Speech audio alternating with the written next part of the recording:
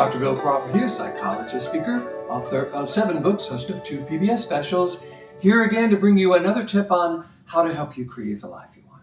Specifically, how to use my life from the top of the mind philosophy to bring more clarity, confidence, creativity into everything you do. Today I want to look at the subject of procrastination. This is something I get asked a lot about in my counseling sessions and my seminars. And interestingly enough, I've never really done a video, kind of a weekly focus that focuses right on procrastination. I've kind of touched around the edges, so I thought I would do that.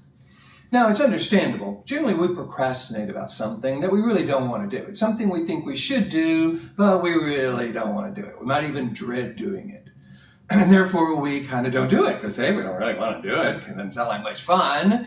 And we don't do it, and we don't do it, and we don't do it until all of a sudden, the not doing it starts to become worse than the dread of doing it.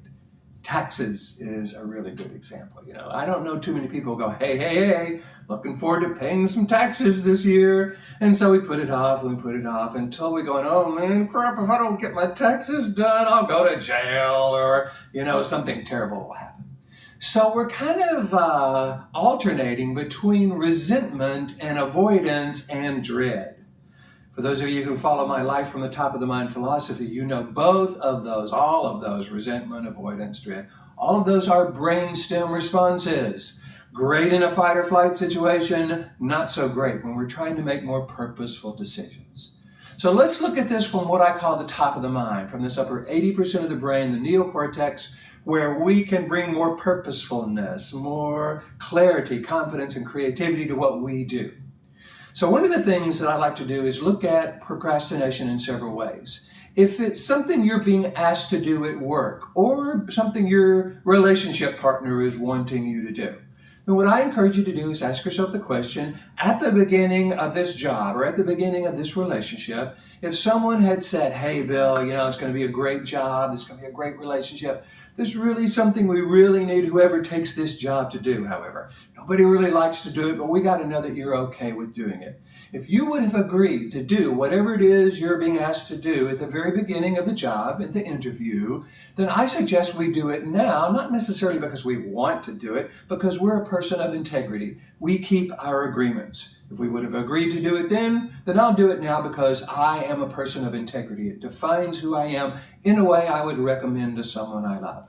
Same thing with a relationship. If someone had said, hey, Bill, this is going to be a great relationship, we're going to have a lot of fun, there's just one thing I really need my relationship partner to do. Would you please do this? And if you would have said yes, then we do it because, again, we are a person of integrity. I clean the pool around my house. And if someone had said at the very beginning, hey, if we ever get a pool, would you be okay with cleaning it? Just something I like. I'd go, sure, I can do that. Now, washing dishes or getting dishes ready to put in the dishwasher, I don't like at all. So we divide that up in my relationship. I clean the pool. I take the dishes out of the dishwasher. My wife, Georgia, washes the dishes or gets them ready for the dishwasher. It works really well. None of us really go, yippee, looking forward to doing any of this, but we've agreed to do it, and we are people of integrity, and therefore we do it. Now, let's look at other situations where we kind of really don't have much of a choice. If you are in high school or if there's a situation where you haven't agreed to do this, but it is expected of you, what I think we've got to do is ask ourselves do I really want to use resentment and dread and avoidance as a way of approaching this task? Because for those of you, again, who follow my life from the top of the mind philosophy, that throws us into the brainstem. It triggers adrenaline, noradrenaline, and cortisol, a lot of stress chemicals. So the avoidance of doing something becomes a stressor, a trigger in and of itself, and makes us feel bad. So we don't want how we perceive a situation to make us feel bad. We want to make sure we're choosing a perception of a situation that is something that allows us to approach it in a way that doesn't bring dread and avoidance into the process. So I like to switch to joy. I'm a big fan of joy.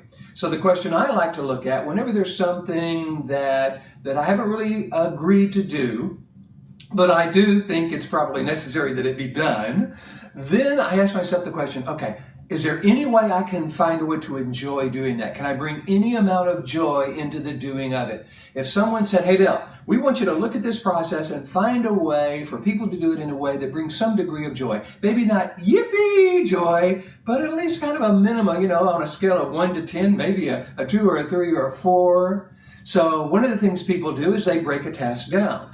If there is this huge task that you really don't want to do because it feels so overwhelming and you just go, oh man, I'm going to have to spend so much time on it, say, okay, I'm going to spend 30 minutes on this and then I'm going to make a decision. Do I want to keep doing it or do I want to take a break for 5, 10, 15 minutes, whatever?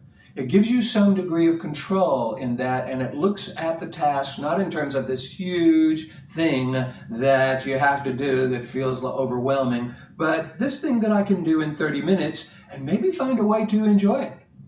Now, if I've worked on it and I've tried to find a way to enjoy it and I absolutely can't, then I ask myself the question, will I enjoy having it done?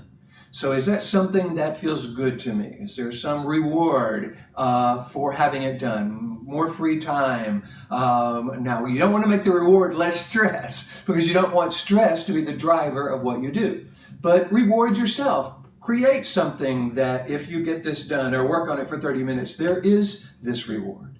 You see, that brings a whole different perspective into the doing of things. One of the things that cognitive psychology has taught us, and one of the things I talk about in my Life from the Top of the Mind system when I go do seminars for organizations and when I work with clients, is our perspective on something, our beliefs on something, how we interpret something has a huge impact on our experience of it. So if we want to have more influence over our experience, we want to make sure to look at our beliefs, our interpretations, our perspectives, and ask ourselves what I call the 4 criteria, the 4 questions. Have I chosen this perspective, this belief on purpose? Is it working for me? Is it helping me create the life I want? Is this defining me the way I want to be defined? Do I want to be defined as someone who avoids doing this? And would I recommend this belief, this perspective to someone I love? Because when we see life and people, when we believe life and people are frustrating or irritating or annoying or depressing, we become frustrated, depressed, annoyed, and irritated. So we don't want to use that. We don't want to kind of hold on to that perspective, that belief, because what it does is it actually, again, throws us into that lower 20% of the brain and creates an experience of life we would not recommend to those we love. So if you have ever found yourself procrastinating about anything and you want to have more influence over that, you don't want these old beliefs about doing or not doing to be guiding your thoughts, your decisions, your behavior, your experience of life. You don't want to be focused between resentment and dread and resentment and dread. You want to have more influence over how you approach these processes, these tasks. I would encourage you to try some of this. Be careful about going, oh, I've tried this, it'll never work, or that's just psychobabble. If you haven't tried it this specific way in the ways that I've outlined in the video, I'm going to encourage you to give it a try. What do you got to lose? If you want my help on this, all you got to do is go to my website, BillCrawfordPh.com, or just Google Bill Crawford Ph.D. I'll come up on the first page. Hit the contact button and let me know what you're interested in. I'd love to come and do a seminar for your organization about this, work with you as an individual. It's what I do. In the meantime, here's to you, bringing more clarity, confidence, creativity around those aspects of life that in the past you might have procrastinated around. More clarity, confidence, creativity to everything you do. And I look forward to seeing you in the next video.